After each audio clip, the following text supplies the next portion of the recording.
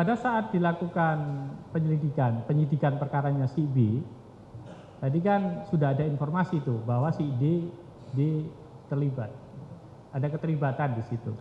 Sehingga kemudian kepada si D tadi itu dipanggil ke kantor kepolisian. Pada saat akan dilakukan pemeriksaan, si D tadi itu punya sopir ternyata, karena memang orang kaya, punya anak buah atau sopir.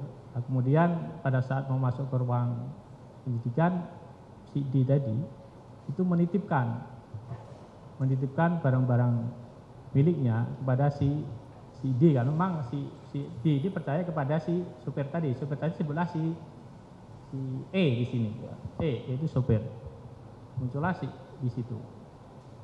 Nah, pada saat kemudian dilakukan pemeriksaan oleh penyidik, si D tadi ditanya, apakah kamu memiliki handphone? Ya ada, yang saya bawa yang ini, gitu.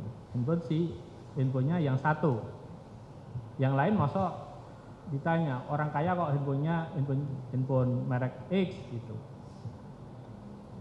Ada sih yang lain tapi dibawa oleh supir saya gitu.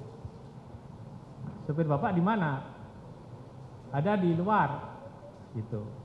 Nah, pada saat itulah kemudian karena memang barang buktinya si A itu ada di si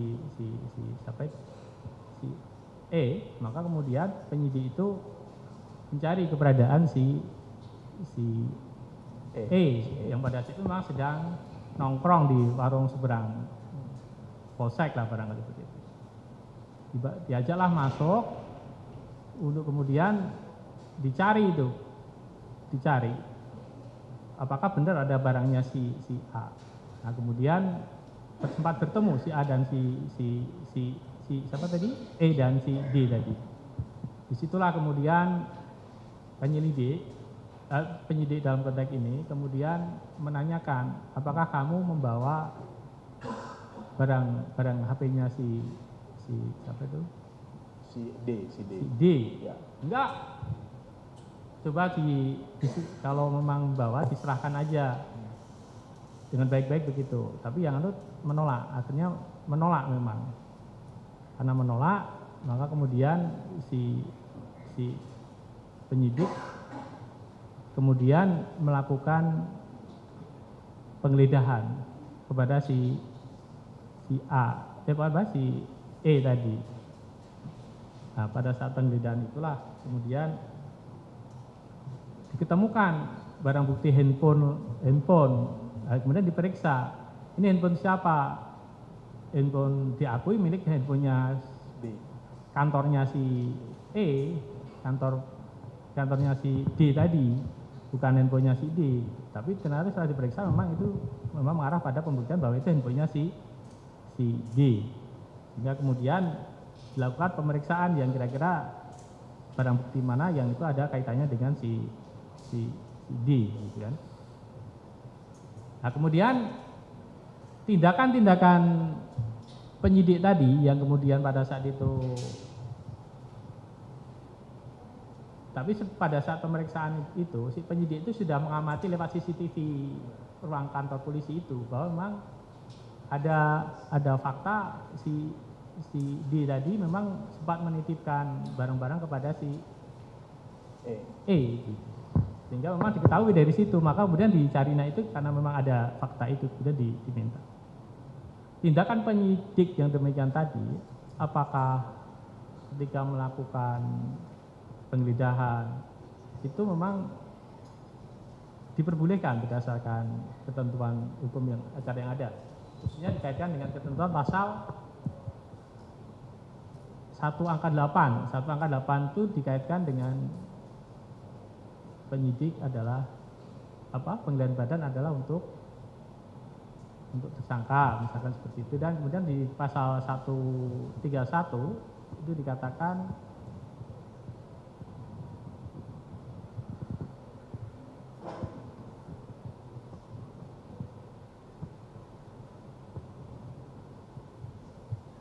dalam ayat 1, dalam hal sesuatu tindak pidana sedemikian rupa sifatnya sehingga ada dugaan kuat dapat diperoleh keterangan dari berbagai surat, bukti dan kitab dan sebagainya, penyidik dapat pergi ke suatu tempat yang dipersangkakan untuk menggeledah, kemudian memeriksa surat, buku atau kitab dan sebagainya, dan jika perlu menyitanya gitu. Jadi memang itu ada kewenangan untuk, nah, ketika ada penolakan tadi dan sebagainya, itu apakah memang memiliki kewenangan penyidik untuk itu? Ya, pertama kan kita tidak bisa memahami satu pasal itu secara tekstual aja, tapi harus dilihat secara keseluruhan. Memang ada pembatasan di dalam pasal 1 hanya terhadap tersangka, tetapi kan dalam pasal 131 itu diperluas.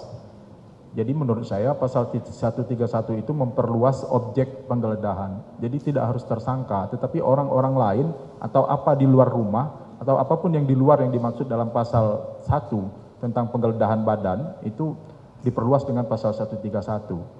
Itu pertama. Yang kedua, sepanjang penggeledahan itu dilakukan menurut syarat dan ketentuan yang berlaku di dalam KUHP atau undang-undang lain tentang hukum acara yang dimaksud, ya itu sah. Sepanjang misalnya penggeledahan itu didapatkan dengan adanya izin pengadilan atau izin Dewan Pengawas misalnya kalau KPK. Dan sepanjang itu sudah didapatkan, maka penggeledahan itu tetap sah. Karena memang diberikan kewenangan untuk memperluas sebagaimana diperluas dalam pasal 131. Sama juga dengan penangkapan tadi Pak ya. Penangkapan kan pada dasarnya terhadap tersangka, tetapi kemudian sepanjang itu diperluas di dalam pasal yang lain, yaitu sekira sah. Termasuk juga penggeledahan ini kan juga bisa dilakukan dalam undang-undang lain misalnya, walaupun bukan ada kemungkinan tindak pidana. Misalnya ketika kita memasuki bandara kan kita digeledah badan kita. Nah kalau bicara hak azazi, ya itu hak azazi juga sebetulnya kan. Tetapi ketika itu diberikan kewenangan oleh undang-undang, maka di situ menjadi dasar legitimasi ada kepada aparat yang berwenang untuk dapat melakukan itu. Nah sepanjang itu bisa dilakukan menurut cara yang diatur dalam ada dasar hukumnya, pertama ada pasal 131, kedua ada penetapan pengadilan, izin dari ketua pengadilan, maka apa yang dilakukan oleh penyidik saya kira ya sah.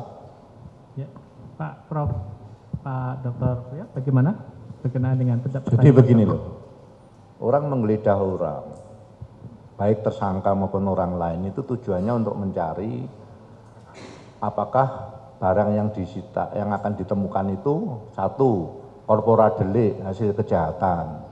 Yang kedua, instrumenta delik, alat kejahatan. Atau barang yang dipakai untuk persiapan tindak pidana. Atau barang yang menghalang-halangi penyidikan itu pasal 39 KUHP jelas. Kalau barang itu sudah ada pada tersangka, maka pasal 1 angka 18 itu. 1 angka 18 ya lihat, penggeledahan badan itu penggeledahan pada tersangka. Kalau barangnya ada tersangka, kalau orang mau menangkap itu kalau ditemukan tersangka, orang bawa narkoba, dikejar, tangkap, digeledah, itu penggeledahan badan pada orang tersangka. Tapi kalau dilemparkan ke orang, polisi tahu, dilemparkan, oh ini kena 118, penggeledahan itu hanya pada badan tersangka, itu bukan tersangka. Masa berhenti? Kan ya tidak. Untuk mencari relevansi apakah ini corpora delik, apakah instrumenta delik, dan jelas-jelas barang diketahui ada pada orang lain, ya boleh diperiksa. Boleh digeledah, itu polisi dalam konsep hukum itu ada voluntary dan ada involuntary. Kalau dia voluntary, sukarela monggo Pak saya kasihkan, ya dikasihkan. Nggak perlu digeledah, tapi kalau involuntary tidak sukarela mau menyerahkan, dan penyidik tahu barang ada di orang lain bukan di tersangka, ya boleh digeledah. Cuma KUHP membatasi penggeledahan badan, pengertiannya adalah menggeledah badan tersangka. Tapi tidak menutup kemungkinan menggeledah badan orang lain yang membawa hasil kejahatan atau alat kejahatan itu. Dan itu diperluas di 131 KUHP itu. Sehingga itu saling berhubungan. Oleh sebab itu apalagi penggeledahan badan atau orang atau rumah itu atau penggeledahan itu sudah disahkan oleh pengadilan dan dinyatakan tidak sah, tidak bertentangan dengan prosedur hukum, ya sudah sah. Ya. Dalam kasus-kasus yang kita perakan ini sebenarnya kan penggeledahannya sudah dinyatakan sah. Tidak sah berputar-putar lah, substansinya penggeledahan PN Jakarta Selatan sudah mengatakan sah, penggeledahan itu ya sudah selesai. Ya. Izin, kemudian dalam konteks kemudian rasio legis atau rasio tindakan dari penyidik tadi, kan kemudian memang setiap tindakan penggeledahan itu dibikin berita acara, gitu ya. Nah, kemudian memang di situ penyidik penyidik kemudian membuat berita acara sebagai bentuk akuntabilitas terkait dengan pencarian barang bukti melalui penggeledahan pada si E tadi gitu ya Pak. Nah, pada saat membuat berita acara itu kan kalau mempedomani letter lah pasal 1 angka 8 itu penggeledahan badan hanya untuk tersangka. Nah, sementara yang digeledah tadi kan memang posisinya sopir yang belum menjadi tersangka ya. Nah, kemudian kalau mau dibikin berita acara penggeledahan rumah atau tempat, yang digeledah memang orang atau badan. Sehingga ada dilematika dalam konteks pelaksanaan penggeledahan tadi. Apa yang mau dibikin, bunyi berita acaranya itu seperti apa? Karena memang kalau mengacu pada faktanya, yang digeledah itu orang. Tapi beritanya orang itu hanya untuk tersangka. Tapi faktanya memang penggeledahannya pada orang. Kalau rumah kan yang digeledah memang orang, sehingga kan tidak cocok kalau dibikin berita acara penggeledahan rumah. Apa lebih bagus tidak dibikin berita acara? Ya dalam aturannya harus dari akuntabilitas harus ada berita acara. Barang-barang apa saja yang digeledah dari seorang itu. Tapi boleh penggeledahan badan dan orang boleh dari pengembangan 131 KUHP itu. Boleh saja. Kalau diketahui bahwa barang ada di bawah orang lain, seperti lagi saya katakan falsafahnya adalah untuk mencari korpora delik hasil kejahatan nama instrumental delik dan diketahui pada orang lain. Sama tersangka dititipkan pada orang lain, dia mengakui ada pada orang lain, ya orang itu boleh digeledah. Untuk kalau voluntary ya diserahkan sukarela diserahkan oleh orang itu. Kalau involuntary polisi bisa punya kewenangan untuk memaksa itu, untuk menyerahkan barang itu menggeledah dan dibikin berita acaranya juga nggak apa-apa, nggak dibikin juga nggak apa-apa kalau penggeledahan orang, kalau terbentur pada normatif dogmatiknya. Tapi kalau dibikin juga demi akuntabilitas ya harus dibikin, boleh-boleh saja. Tapi bukan berarti penggeledahan badan 118 itu hanya untuk tersangka saja. Polisi sudah tahu-tahu dengan mata kepala sendiri narkoba dilempar ke orang lain, ditangkap, dimasukkan saku, tiba-tiba terus polisi berhenti, oh ini bukan tersangka, tidak saya geledah. Lalu dalam rangka mencari sistem peradilan pidana itu kan mencari kebenaran material. Kebenaran material ditemukan dari mana? Dari alat bukti apa yang dipunyai? Alat buktinya mendukung atau tidak? Dan di situ ditemukan alat bukti, masa berhenti di situ? Nah ini demi kebutuhan hukum, boleh-boleh saja menurut saya.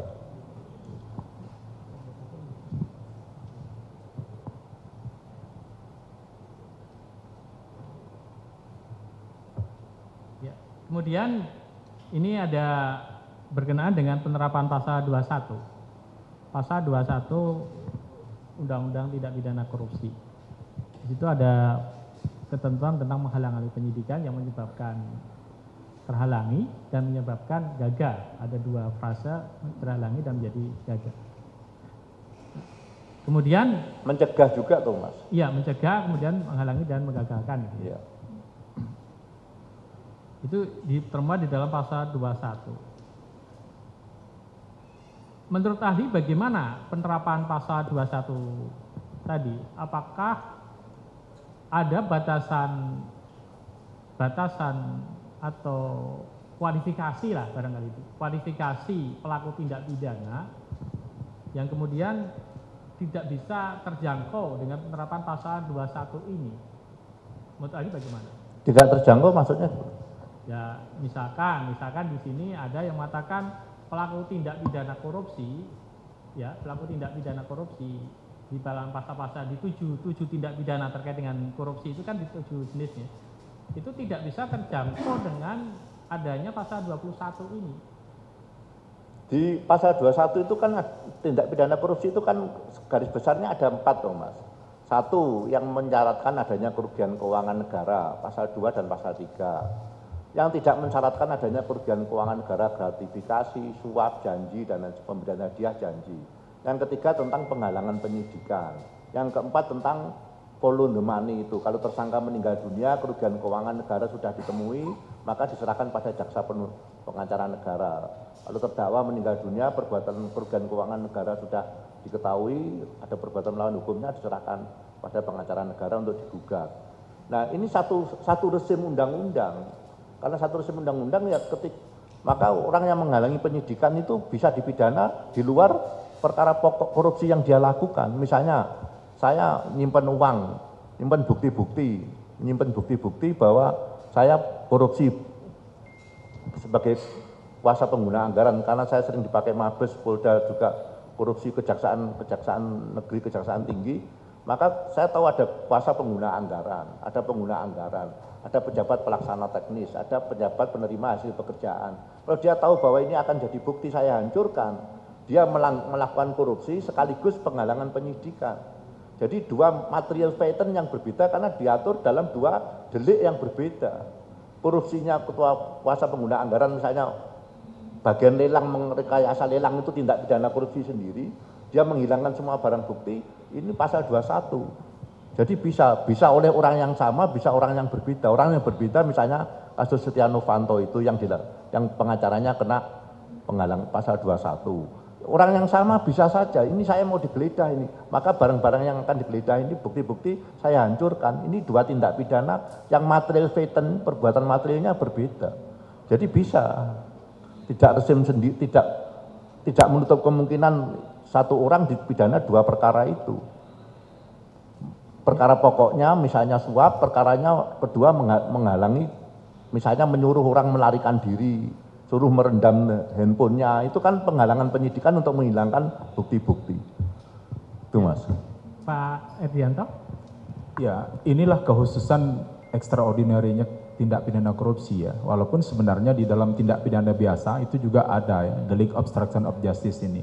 Menghalang-halangi proses penyidikan. Cuma pidananya kan tidak seberat di pasal 21. Nah, jadi tidak ada alasan kalau dibilang tidak mungkin orang menjadi pelaku tindak pidana sekaligus kemudian menjadi pelaku yang menghalang-halangi atau merintangi proses penegakan hukum terhadap tindak pidana yang ia lakukan. Ya sangat mungkin. Walaupun memang bisa juga kemungkinan orang lain yang menjadi orang yang menghalang-halangi proses penyidikan terhadap tindak pidana. Makanya dibuat di dalam undang-undang ini kan. Jadi kemungkinan seperti ini sudah dipikirkan oleh perumus undang-undang dan sah saja, tak ada batasan ya. Tak ada batasan bahwa orang tidak boleh melakukan. Ya bisa saja, sangat mungkin. Makanya justru salah satu alasan penangkapan dan alasan penahanan itu adalah kekhawatiran bahwa si pelaku akan mengulangi tindak pidana dan menghilangkan barang bukti.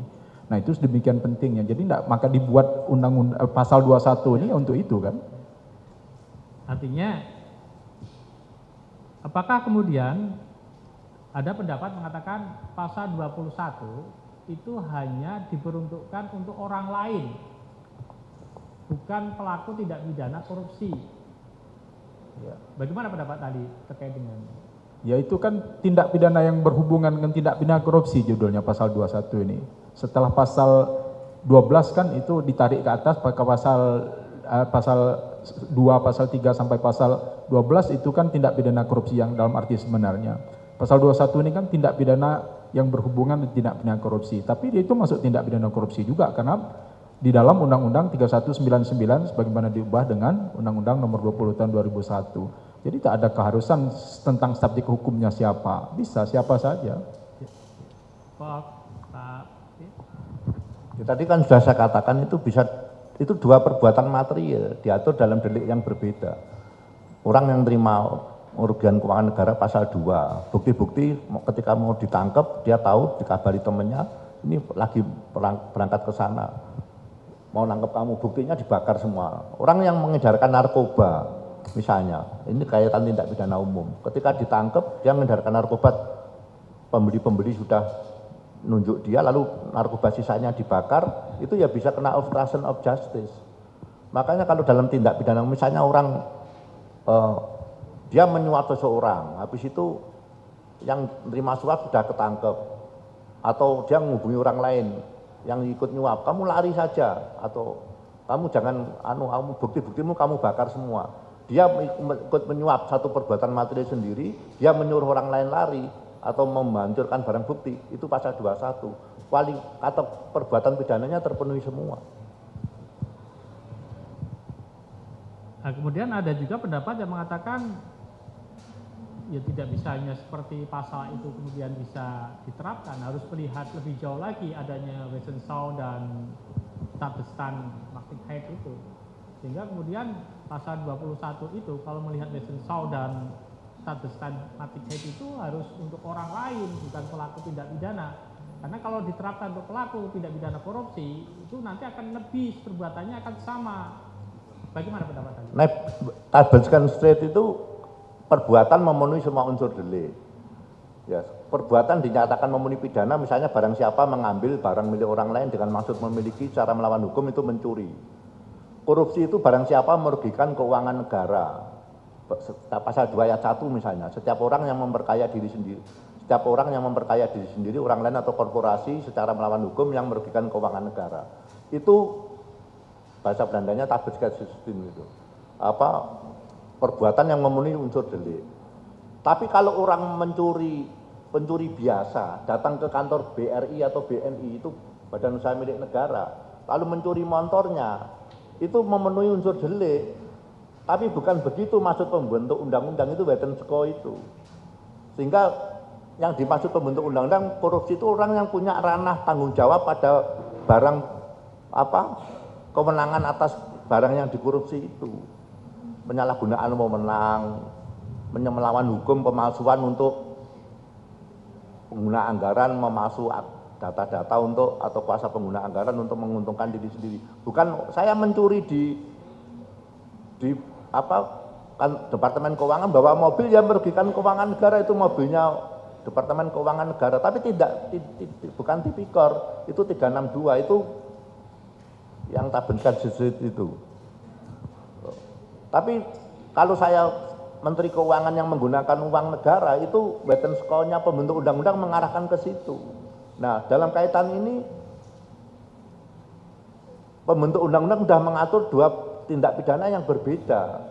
Satu suap, ketika dia menghilangkan semua bukti suap, pasal 21. Sudah, ini sesuai dengan Wetensko itu gitu. Ya. Kemudian pada Pak Edianto, tadi argumentasinya bahwa secara naluriah ya, pelaku tindak pidana itu pasti akan membela diri, melakukan upaya melindungi dirinya agar tidak terkena pasal.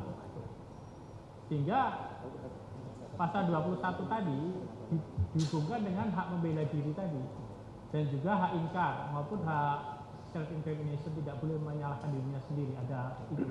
Sehingga kemudian argumentasinya pasal 21 itu tidak bisa dikenakan kepada pelaku. Bagaimana ahli memandang berkenaan dengan upaya membela diri, sehingga kemudian apakah itu dalam jangkauan ada batasannya membela diri itu, sehingga kemudian bisa tetap terkena pasal 21? Pertama, membela diri ya. Membela diri yang bisa menjadi alasan pembenar itu adalah ketika kita mendapat serangan yang melawan hukum. Dan pembelaan diri kita itu setimpal dengan serangan seketika yang dilakukan, yang bersifat seketika dan seimbang dengan serangan yang melawan hukum. Syaratnya pertama itu adalah serangan melawan hukum. Kalau proses penindakan oleh penegak hukum, mau ditangkap dia, bahkan misalnya ditembak sekalipun, itu tidak tergolong, kalau ditembak menurut ketentuan dan syarat yang berlaku ya, itu bukan pembelaan diri dalam hal seperti itu. Tidak dibenarkan membela diri yang seperti itu. Membela diri yang dimaksud menjadi alasan pemaaf dalam hal seperti itu. Itu pertama. Yang kedua, hak ingkar. Hak ingkar itu kan hanya dalam pembicaraan. Dia boleh ingkar atas kesaksian itu. Dia boleh membela dirinya sendiri, self incrimination tadi. Tapi membela dirinya itu bukan berarti kemudian melakukan tindakan. Jadi kalau dia melakukan tindakan yang melawan hukum dan memenuhi rumusan tindak pidana, ya dia jadi tindak pidana baru. Maka dalam hal ini terjadi konkursus. Maka ketika orang melakukan suatu tindak pidana pembunuhan, lalu kemudian, dan kasusnya kan sudah banyak. Ya, kasus besar, ya sebut saja kasus yang besar kemarin, dia melakukan pembunuhan, kemudian terjadi kemudian rekayasa kasus untuk membela diri, menghilangkan CCTV, merusak CCTV, yaitu kan terkena konkursus jadinya. Jadi ada 2 tindak pidana yang dia lakukan. Jadi bukan membela diri seperti itu. Membela diri yang dibolehkan, yang dibenarkan oleh undang-undang itu adalah sebatas hak ingkar untuk tidak mengakui perbuatannya. Karena beban pembuktian ada pada penyidik dan penuntut umum, bukan pada si terdakwa. Ya, silakan. Membela diri sama merusak barang bukti itu 2 perbuatan yang berbeda, Mas. Membela diri non-self incrimination itu satu asas dalam sistem peradilan pidana yang terdakwa tidak boleh bejar untuk memberatkan dirinya sendiri. Misalnya dia mengingkari, misalnya saya tidak pernah melakukan itu Pak, ya JPU yang membuktikan. dia boleh ingkar. Makanya di dalam penyidikan itu keterangan terdakwa tidak masuk alat bukti, cukup keterangan tersangka tidak cukup alat bukti. Bukan alat bukti, cukup alat bukti keterangan saksi, surat, petunjuk, ahli cukup sudah. Tersangka mau ngomong aja, makanya in absentia pun tersangka enggak ada enggak apa-apa. Tapi membela diri itu boleh mengingkari perbuatan itu. Tapi kalau bukti lain mengarah ke situ ya boleh. Non-self incrimination itu tidak boleh, misalnya kamu harus mengakui, kalau tidak tak tembak, lah itu yang tidak boleh. Kamu mencuri 3 kali, 5 kali, 3 kali. 5 kali, 3 kali, tak strum loh kamu. 5 kali itu non-self incrimination, tidak boleh memberkan diri sendiri. Tapi hak ingkar, tidak memberkan diri sendiri itu beda dengan merusak barang bukti. Merintangi penyidikan, misalnya jelas tahu bukti-bukti banyak yang ada korporat delik, instrumental delik, ada dalam penguasaan dia dihancurkan, itu bukan membela diri, itu obstruction of justice. Demikian Mas. Ya. Berkenaan dengan pasal 21 itu, ada pendapat yang mengatakan sengaja mencegah. Kemudian di sini kan ada unsur deliknya, setiap orang dengan sengaja mencegah, merintangi dan menggagalkan secara langsung atau tidak langsung penyidikan, penuntutan dan pemeriksaan di sidang pengadilan terhadap tersangka atau terdakwa atau para saksi dalam perkara korupsi. Sehingga ada yang mengatakan ini adalah delik material. Harus ada akibat dulu bahwa suatu penyidikan, suatu penuntutan, suatu sidang pengadilan itu tercegah dulu atau kemudian terintangi dulu atau kemudian gagal, sehingga kepada pelakunya baru bisa dikenakan delik ini. Bagaimana menurut? Itu delik formil, perbuatannya yang dilarang, tidak melihat akibatnya, mencegah penyidikan, dia mencegah saja otomatis penyidikan akan misalnya hari ini mau disidik, kemudian barang-barang bukti dibakar sama dia. Sudah terjadi perbuatan mencegahnya, menghalangi penyidikan, otomatis terjadi. Perbuatan formil saja yang itu delik formil, bukan material. Perbuatannya yang dilarang, bukan akibatnya. Tidak sampai seperti penghasutan itu loh. Mari kita bakar pertokoan apa gitu. Orang mengikuti atau tidak nggak penting, yang penting dia sudah menyuruh orang menghasut. Ini mencegah itu seperti tindak pidana penghasutan. Tidak perlu dalam putusan Mahkamah Konstitusi 216 KUHP penghasutan itu tidak perlu orang merespon dengan hasutan itu, cukup perbuatannya dilakukan. Ya, ini mencegah perbuatan apa, misalnya 5 penyidik sepakat, terus kita mau menangkap si A untuk penyidikan, 1 penyidik ternyata sudah dapat suap misalnya dari calon tersangka, lalu 4 ban digembosi semua, itu sudah mencegah penyidikan. Tidak perlu, itu otomatis dengan rasional, berpikir rasional aja, rasional logis sudah tahu bahwa ini perbuatan yang akan mencegah, menghalangi penyidikan. Jadi tidak sampai menunggu materialnya, oh benar-benar tidak terjadi penyidikan, ya otomatis dengan dicegahnya ada perbuatan yang mencegah atau menghalangi, otomatis tidak terlaksana kan. Seperti kita mau sidang, tahu-tahu ada orang di depan memblokir, jelas otomatis kan tidak terlaksana.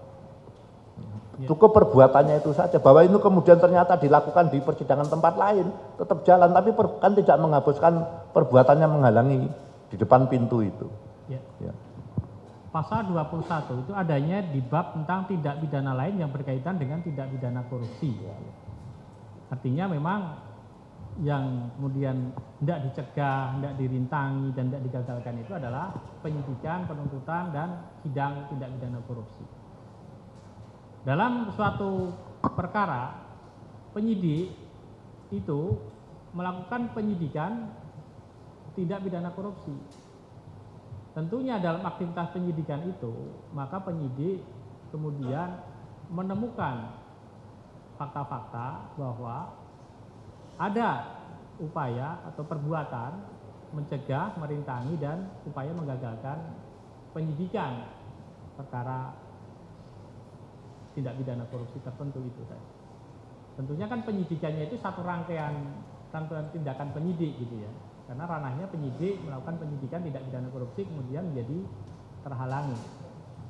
Atas adanya penyidik mengetahui, menemukan tadi pasal 106 KUHP tadi, bahwa penyidik kemudian mengetahui tentang adanya peristiwa pidana yang diduga dilakukan, maka kemudian melakukan penyidikan. Nah, kemudian penyidik pada saat melakukan penyidikan tadi membuat laporan tentang adanya itu upaya menghalangi tadi. Berdasarkan bukti-bukti yang ditemukan pada saat penyidikan perkara perkara itu, apakah kemudian penyidik bisa kemudian melakukan penyidikan dan menangkap tersangka kepada si ya bisa, kalau sudah ada dua alat buktinya, ada bentuk perbuatan merintanginya bisa dibuktikan ada, kan tinggal dilakukan pemeriksaan.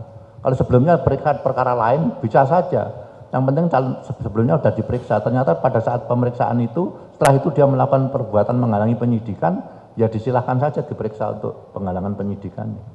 Pasal 21-nya. Saya. Iya.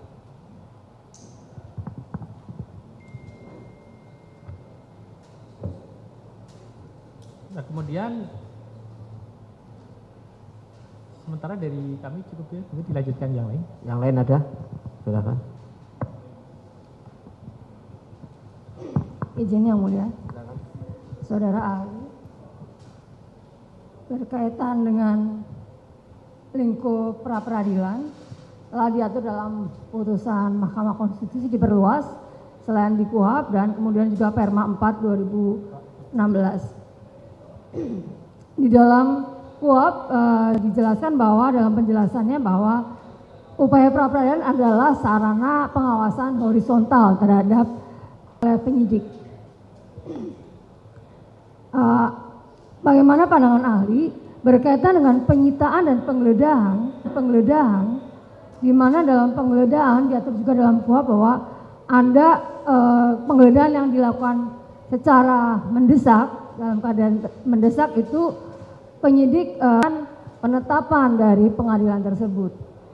Nah, berkaitan dengan tujuan dari adalah upaya horizontal terhadap pengawasan terhadap upaya horizontal terhadap upaya paksa yang pengawasan horizontal terhadap upaya paksa yang dilakukan oleh penyidik. Apakah hakim pra peradilan memiliki kewenangan untuk membatalkan atau menyatakan tidak sah penetapan persetujuan yang sudah diterbitkan atau dikeluarkan oleh ketua pengadilan untuk penggeledahan? Mohon pandangan ahli. Proses pra peradilan ini adalah menguji bagaimana kewenangan yang dilakukan oleh aparat penegak hukum, penyidik dan penuntut umum. Ketika dia sudah menggunakan kewenangannya yang berpotensi melanggar hak asasi manusia warga negara, maka di situ diuji di pra peradilan. Nah, bagaimana mengukurnya? Ya menurut prinsip due process of law itu kan harus dilakukan menurut dan berdasar undang-undang. Kalau sudah dilakukan menurut ketentuan dan syarat yang berlaku, menurut dan berdasar undang-undang, maka itu sah. Jadi pra peradilan harus menyatakan perbuatan yang dilakukan oleh penyidik atau penuntut umum adalah perbuatan yang sah. Nah, bagaimana menentukan sah? Ya kita pedomani peraturan perundang-undangan yang berlaku. Misalnya penyitaan. Penyitaan apakah sudah dilakukan penyitaan menurut prosedur penyitaan yang diatur di dalam KUHP atau peraturan-peraturan lainnya. Kalau itu sudah dilaksanakan menurut ketentuan itu, ya itu dianggap sah. Nah, termasuk misalnya proses legitimasi untuk melakukan penyitaan dan penggeledahan itu di dalam KUHP ditentukan harus izin ketua pengadilan atau KPK itu harus izin Dewan Pengawas. Nah, kalau dia sudah didapatkan melalui izin ketua pengadilan, artinya apa yang dimaksud dengan izin? Izin itu adalah melakukan sesuatu yang pada dasarnya tidak boleh. Kita tidak boleh sebetulnya mengendarai kendaraan bermotor, tapi kemudian polisi mengeluarkan surat izin mengemudi, maka kita menjadi boleh melakukan perbuatan mengemudikan kendaraan bermotor. Mengapa dilarang? Karena menimbulkan potensi berbahaya bagi orang lain. Nah, mengapa kemudian untuk melakukan penggeledahan dan penyitaan itu harus ada izin? Karena berpotensi melanggar hak asasi manusia orang lain. Karena itu adalah hak privat orang. Nah, tetapi dengan adanya izin dari ketua pengadilan, maka sesuatu yang pada dasarnya tidak boleh awalnya, dia menjadi boleh. Sama dengan ilustrasi seperti ini. Seorang laki-laki dan perempuan di dalam Islam, itu jangankan menyentuh perempuan, seorang laki-laki. Melihat saja itu bisa jadi zina dan itu bisa jadi dosa. Tetapi kapan dia menjadi halal? Ketika melalui proses akad nikah. Jadi proses yang tadinya dilarang, tadinya tidak boleh, dia menjadi diperbolehkan. Itu yang dimaksud dengan izin. Nah, kalau pengadilan sudah mengizinkan untuk melakukan penggeledahan, kalaupun ternyata ada kekeliruan dalam penetapan pengadilan, ya maka yang menjalankan penetapan pengadilan itu nggak bisa dipersalahkan. Oleh karena itu, yang menjalankan penetapan pengadilan dalam hal ini penyidik itu sudah melakukan tindakan yang sesuai dan sah menurut hukum, karena patokan dasarnya adalah penetapan pengadilan. Sama misalnya begini, saya misalnya sebagai seorang dosen diperintahkan dekan untuk berangkat ke Bandung. Ya saya kan menjalankan perintah dekan. Bahwa kemudian ternyata dekan keliru memahami perintah rektor, ya itu bukan urusan saya. Urusan saya adalah menjalankan perintah dekan dengan itikat baik. Dan ini, kalaupun ternyata apa yang saya lakukan di kemudian hari terkualifikasi sebagai tindak pidana, maka itu disebut dengan error paksi.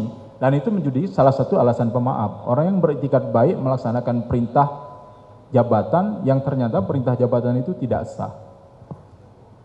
Tindak pidana ya, apalagi dalam proses administrasi penegakan hukum. Izin Saudara Ahli Pak Pria. Ya, pasal setelah putusan MK 21 2014 itu ranahnya pra peradilan, kewenangannya termasuk sah tidaknya penggeledahan.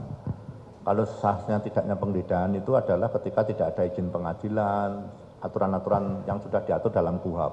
Kalau semua itu sudah dipenuhi dan sudah ada izin dari pengadilan dan ternyata apabila keadaan memaksa dilaporkan kemudian izin baru keluar dan semua izinnya sudah keluar, pengadilan menyatakan itu sah semua, ya sudah, berarti boleh aja diajukan dalam permohonan pra peradilan, tapi tinggal membuktikan bahwa semua prosedur sudah dilewati, ya sah. Terima kasih. Izin Yang Mulia, pihak termohon sudah mengajukan bukti T85, penetapan 492, Penper Glad 2024 PN Jakarta Selatan, penggeledahan terhadap badan garing orang atas nama Kusnadi yang telah Jangan ahli diminta untuk berpendapat terhadap alat bukti dong. Menyampaikan kepada Yang Mulia bahwa kami sudah mengajukan bukti penetapan yang dimaksud. Kaitannya dengan kehadiran ahli apa? Mohon izin mulia, karena ini termohon sudah berbicara fakta, maka kami dari pemohon keberatan. Tolong Makanya tadi sudah saya ini bukti sampaikan. formil. Iya, tolong jangan digiring. Kami sudah mengajukan ahli sebagai jangan bukti. diminta untuk menilai faktaan bukti. Ya, itu. Yang menilai bukti biar hakim dan para pihak saja. Baik Yang Mulia, bukti T85 yang dilanjutkan ahli terkait dengan putusan Mahkamah Konstitusi nomor 21 di dalam konsiderannya diantaranya berbunyi bahwa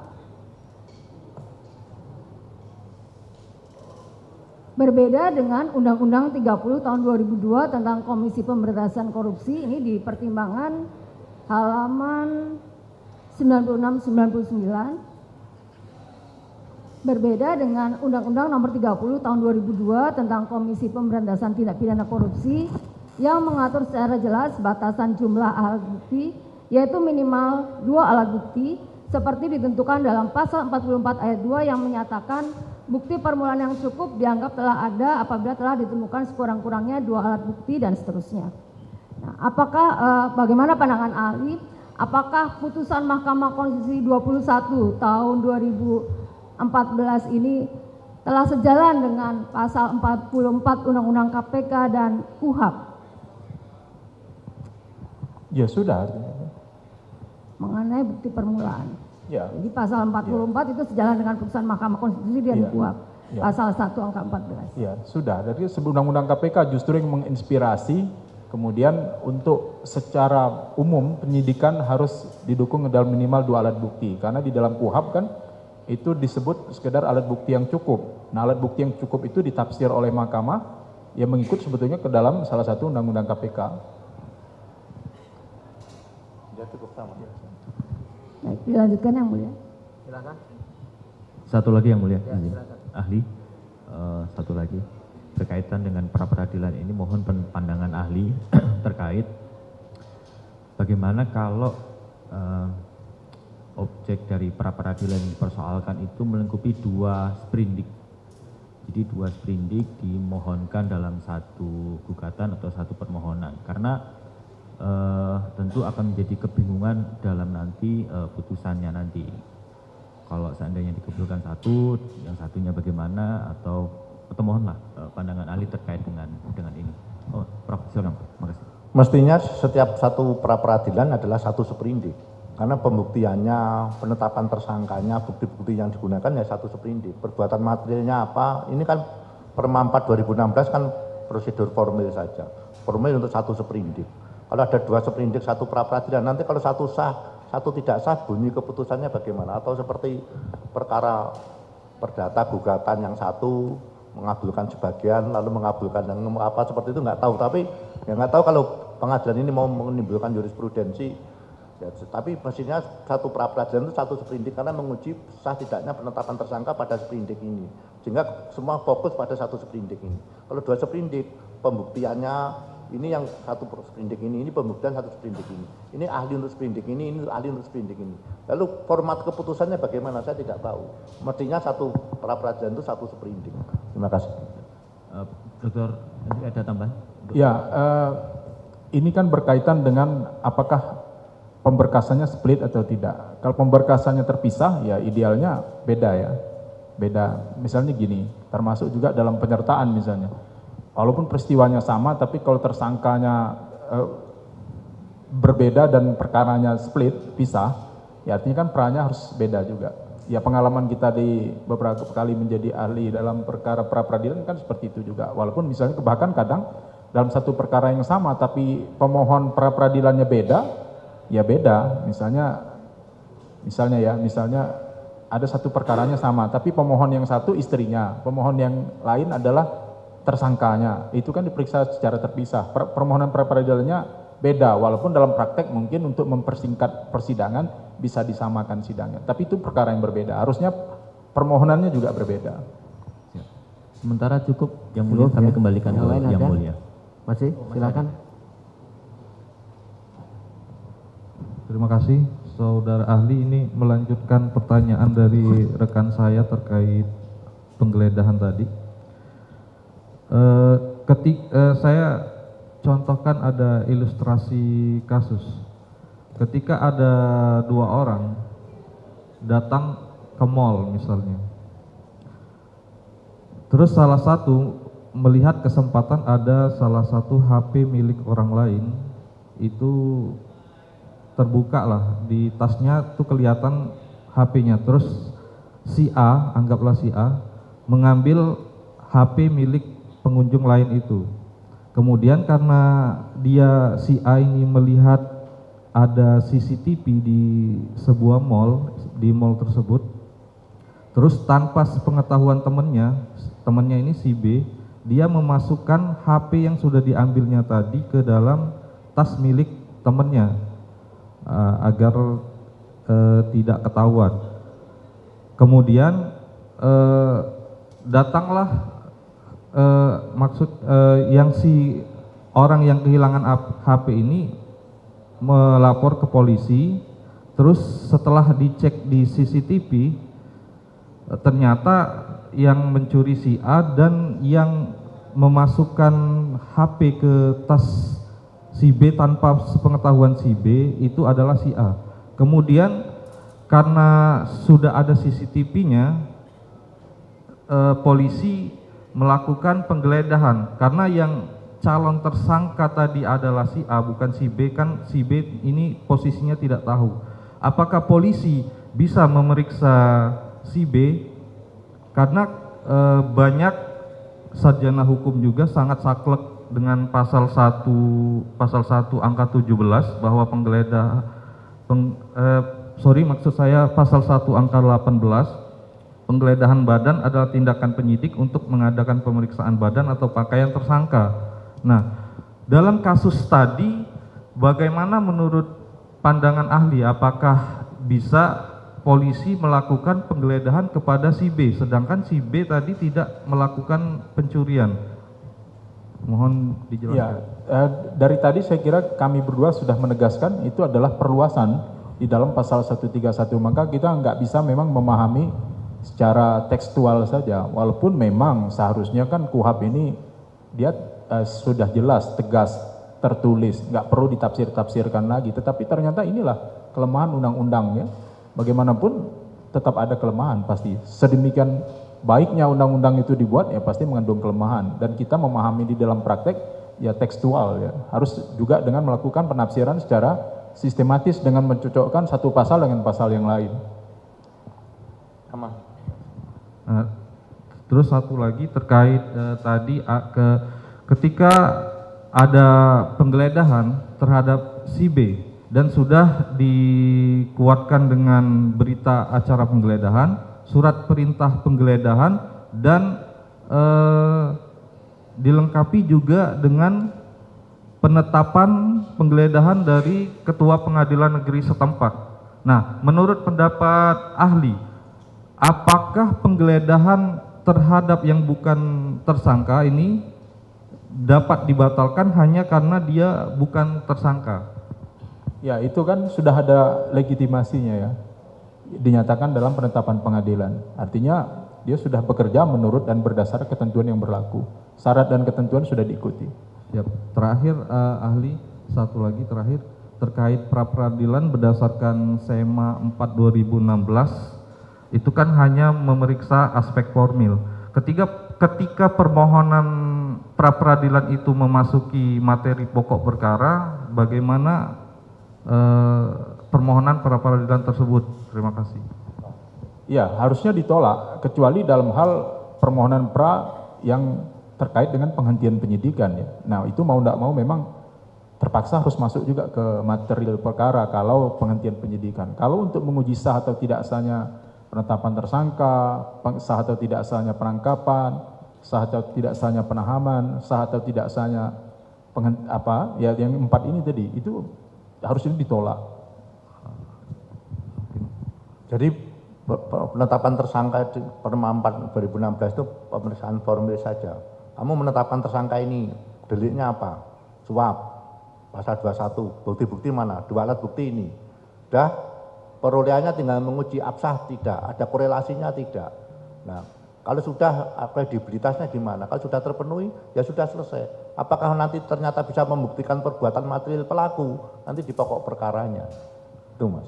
Nah, satu lagi yang mulia, nah terkait penggeledahan dan penyitaan tersebut, ini ada misalnya si A dan si B tadi bilang bahwa penggeledahan dan penyitaan yang dilakukan oleh polisi ini tidak ada kaitannya dengan